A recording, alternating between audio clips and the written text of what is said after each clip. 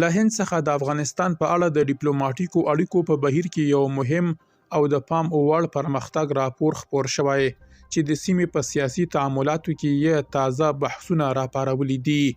بشپړ جزئیات په ویډیو کې تر پایه وګورئ. پتمنو لیدونکو ستړي مه شئ.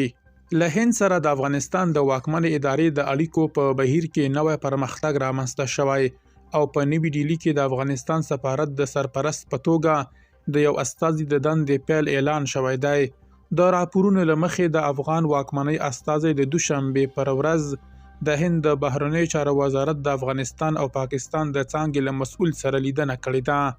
د افغانستان سفارت د یوې خبرپاڼې له مخې په دې لیدنه کې د دواړو لورو ترمنځ پر سیاسي او اقتصادي اړیکو، سوداګریزو همکاریو او د متقابلو تعاملاتو پر پراختیا خبرې شوې دي. د سفارت د معلوماتو له مخې افغان لوري له هندي واکمنۍ څخه غوښتي چې د افغان سوداګرو، زده کړیالانو او عامو وګړو لپاره د ویزو ورکړه اسانه کړي او همداراز په هند کې د میشتو افغانانو ستونزو ته جدي پاملرنه وشي.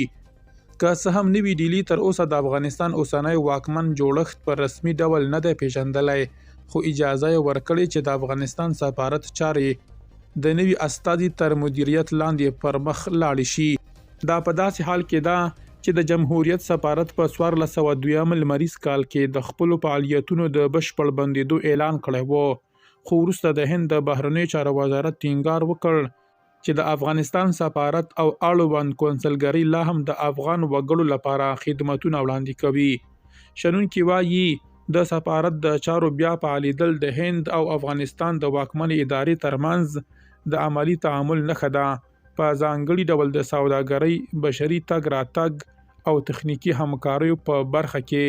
د دوی په باور دا ګام ښیي چې دواړه لوري هڅه کوي اړیکې له سیاسي حساسیتونو پرته په تدریجي او حساب شوي ډول پر مخ یوسي.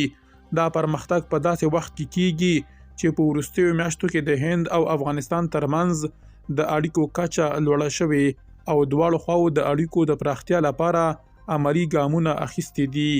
درنو لیدونکو له ملتیا مو مننه.